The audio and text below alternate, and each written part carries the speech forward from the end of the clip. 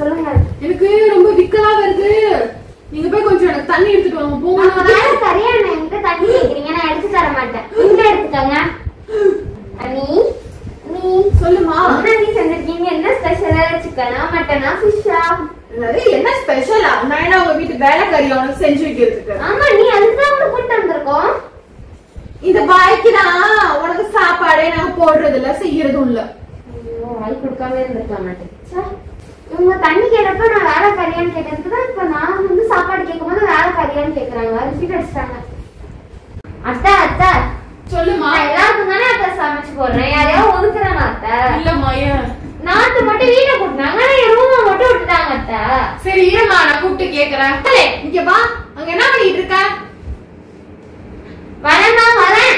வீட்டு எல்லா இடத்தையும் கூட்டினல்ல, ஏன் உங்க அண்ணி ரூம கூட்டினா என்ன? உங்க அண்ணி மட்டும் என்ன தனியாக்கி சாப்பிடுதா? எல்லாருக்கும் உனக்கும் சேர்த்து தானே ஆக்கி போடுது.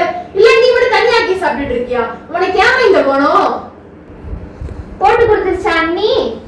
வந்ததுல இருந்து அண்ணி உனக்கு எனக்கு சண்டை முடி விட்டே இருக்காங்க. மா, உங்க அண்ணி ஒண்ணு போட்டு கொடுக்கல. உங்க அண்ணி மாதிரி நடந்துக்கோமா. எப்படி உங்க அண்ணி எல்லாருக்கும் செய்யுது அது மாதிரி நீயும் செய்யுமா. நீ தனித்து பார்க்காத யாரையும். அப்பதான் போற இடத்துல உனக்கு நல்லா இருக்கும். புரியுதாமா? புரியுதுமா. அப்பதான் உனக்கு போற இடத்துல நல்ல பேர் கிடைக்குமே. புரிஞ்சு நடந்துக்கோமா. சரியாமா? சரிம்மா. சரி போமா போ. இங்க பாருமா, பொறுமையா பேசு. சவுத்துக்கே காது கேக்கும்னு சொல்றாங்க.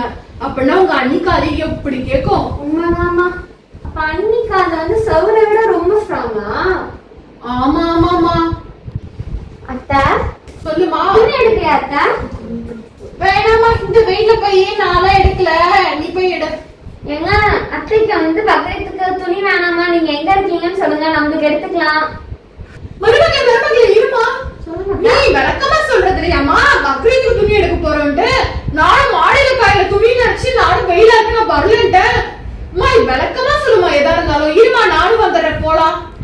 வேணாம் அத்தை, வெள்ளையும் வெயில் தான் அடிக்குது. நீங்க ஏசி ரூம்ல படுத்துக்கங்க. உங்களுக்கு பதிலா எனக்கு சேர்த்து நான் ட்ரெஸ் எடுத்துக்கிறேன். என்னது? எனக்கு சேர்த்து நீ துணி எடுத்துக்கிறியா? ஆமா அத்தை, நீங்க வரலன்ட்டீங்களா? பாய். நானும் வரேன். அம்மா ஏமா சவுண்டா உட்கார்ந்துருக்கீங்க? அதெல்லாம் ஒண்ணு இல்லம்மா, விடுமா. சொல்லுங்கண்ணா. அதுவாமா, ரொம்ப பசிக்குது. உங்க அண்ணிய குளிப்பணியாரம் ஊத்தி தர சொன்னமா. ஊத்தி கொடுத்தாங்களா இல்லையாமா? எங்கம்மா கொடுத்தா? இப்ப என்னதான் பண்ணா சொல்லி தரீங்க. அதையாமா கேக்குற?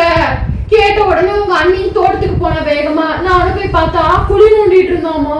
நானும் என்னமா மருமகளே குழி நோண்டிட்டு இருக்க? எதுக்குமா? மரக்கண்டு எதுவும் நடப்புறியோ அப்படின்னு நான் கேட்டேன். என்னமா சொன்னா? நீங்க குளிப்பணியார கேட்டீங்களே, அதுக்குதான் குழிய நோண்டுறேன்னு சொன்னாமா.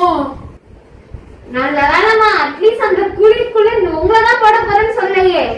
ஆமா ஆமாமா, நீ சொன்ன மாதிரி என்ன குழிக்குள்ள தள்ளி மூடாம விட்டுட்டாமா. தப்பிச்சுட்டாமா. இனிமே வந்துட்டு ஒண்ணும் கேட்க கூடாதுமா.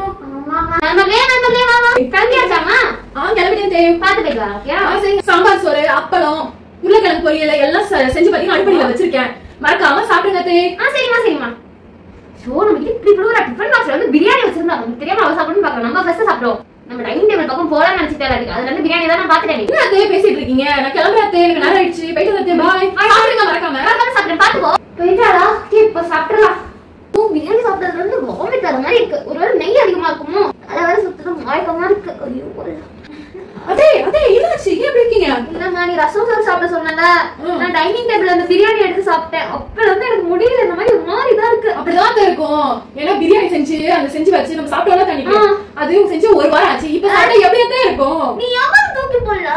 இப்ப எடுத்து போய் போகும்போது குப்பையில போட்டலாம் நினைச்சேன். ஆனா வீட்டுல போறது ஒண்ணுதான். இந்த குப்பை